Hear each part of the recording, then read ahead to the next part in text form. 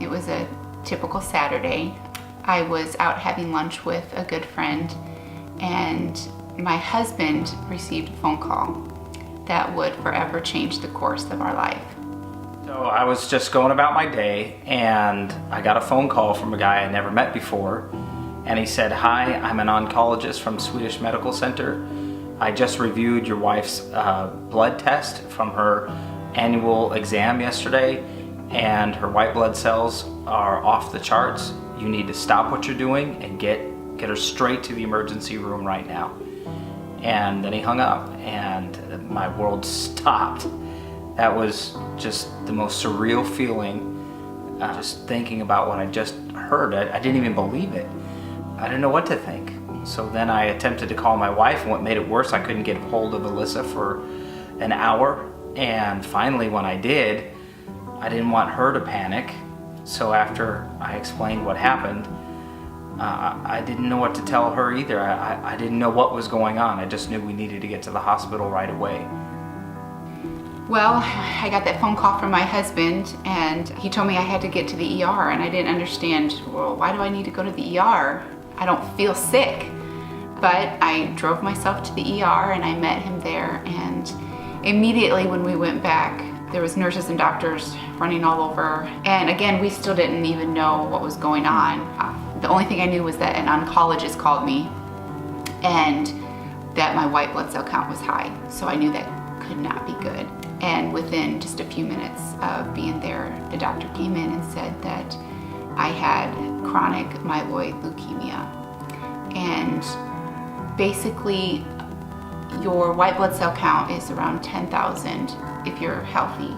Mine had spiked about 400,000.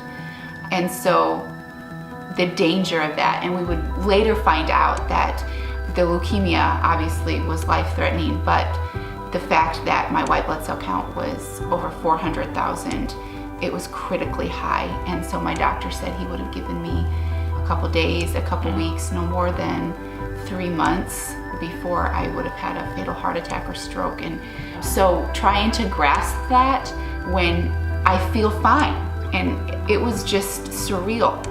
But I knew that moment in the ER, I knew that my life was forever going to be different.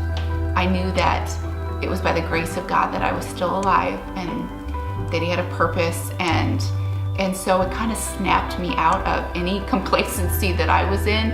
It snapped me out of that.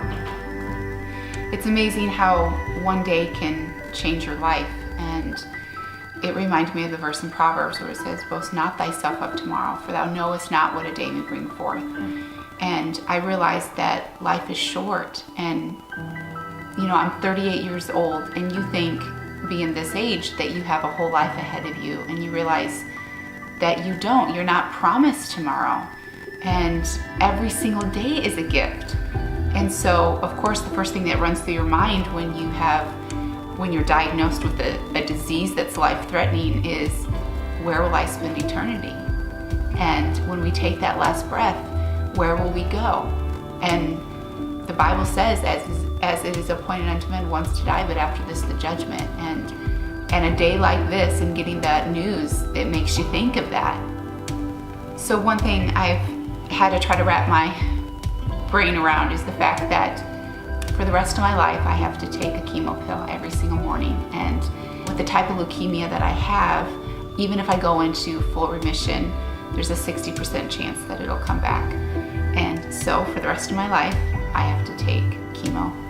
And immediately, that's a scary thought when you think about it, being dependent on this drug. But right away, the verses that came to my mind was in 1 Corinthians, when it talks about how your body is the temple of God, and you're bought with a price, and you're not your own, and we're to glorify God with our lives. And each time I look at that pill, that's what I think of. I think, Alyssa, you're not your own. Every single day is a gift. And what are you going to do with your life? It just changed my perspective on life. I told the Lord, whatever you want with my life, you can have it. My life is yours. And if you choose to put me into full remission and allow me to live many more years, I want each day to be for for you, and I want to honor you with my life. Each day is a gift, and that's one thing that I realized when I came home from the hospital, was that life is precious. And I have 5 children, and I want to see them grow up, and I want each moment to count. And so whether it's reading them a story or going for that bike ride that they've been asking me forever to do, but I've always been so busy, or playing a game, or cuddling with them, or holding them when they cry, it just changes your perspective, and it just makes each moment more precious. And I don't want to ever take that for granted again.